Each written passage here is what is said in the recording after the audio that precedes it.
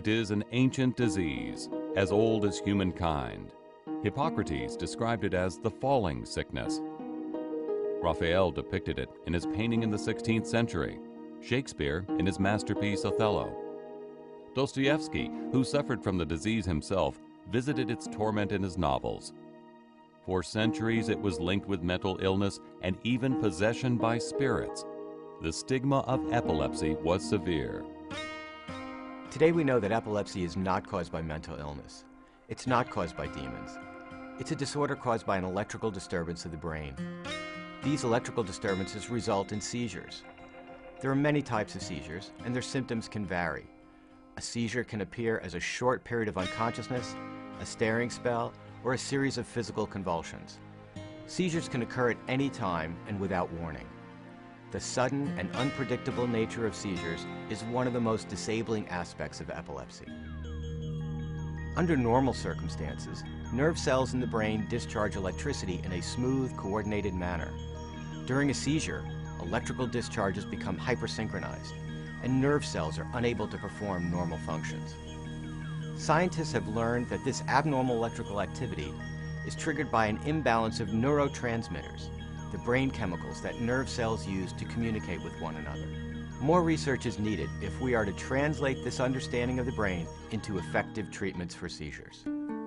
Epilepsy hijacks the lives of more than 3 million people in the United States and more than 20,000 people in the greater Cincinnati area.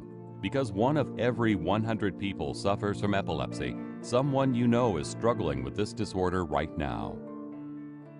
Well, it's not just the seizures that cause disability in patients with epilepsy. Epilepsy causes memory problems, not infrequently in between seizures. And depression affects more than 1 in 3 patients with epilepsy. Medication side effects are common, and mortality is 2 to 3 times higher in patients with epilepsy. At the Epilepsy Center at the UC Neuroscience Institute, we provide the most advanced treatments and diagnostics available while conducting research that could lead to a cure. We are a Level 4 epilepsy center, the highest rank possible. We offer the latest medications, 12 new drugs since 1993, with fewer side effects and unwanted interactions than ever before. But while new medications have controlled seizures in some people with epilepsy, no medication has been a true breakthrough. Up to 1/3 of people with epilepsy continue to experience seizures no matter which medication they take. My seizures were under control with medication for a long time, and then one day on my way home from work, 2 o'clock in the afternoon, the lights went out. I don't know. I had a head-on collision down a 4-lane highway. It was ugly. I was banged up bad. Broken leg, broken ribs, several lacerations. They had to sew my lower lip back on my face. It was a pretty scary event. And I just thank God nobody died in that event. You know, the cars were totaled. It was a mess. People asked me, do you know what happened? I couldn't tell you. Got no clue. Just gone. When several medications fail to work, a patient becomes a potential candidate for epilepsy surgery. Preparation for surgery begins in the Epilepsy Monitoring Unit, the core of our comprehensive epilepsy center for the last 25 years. In this high-tech center, sophisticated computers and highly trained technologists monitor and analyze EEG brainwaves and record video of people like John whose epilepsy was not fully controlled. In a continuously monitored environment, medications are reduced or withdrawn, and seizures are allowed to occur.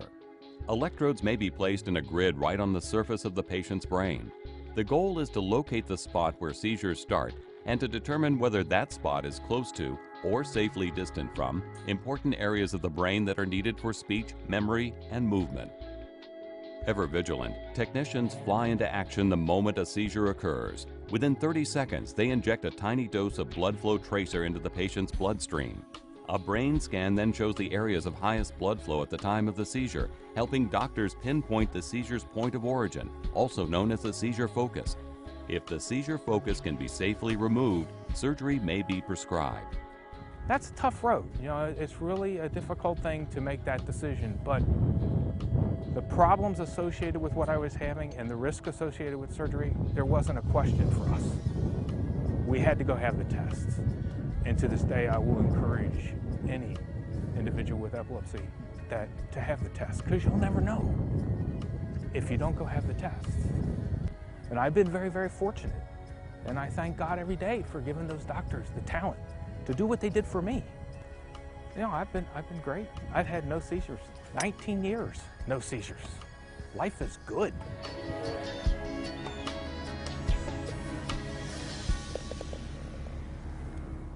So what about people who aren't helped by medications and don't qualify for surgery?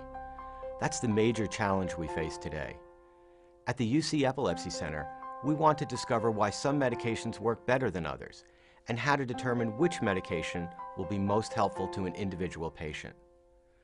My colleague, Dr. Jerzy Szaflarski, is a global leader in advanced EEG fMRI research that seeks to match patients and drugs in this novel way. We're also exploring the relationship between mood, stress, and seizures. The Pamela and Charles L. Shore Foundation for Epilepsy Research, based here in Cincinnati, has funded many projects and an annual workshop to stimulate research in the interaction of seizures and stress. We're grateful to the Shore Foundation for its support because research provides hope for all people with epilepsy. Epilepsy is common and serious, an ancient disease that is still with us. Funding for research is desperately needed. Your support today and in the future can help us find a cure.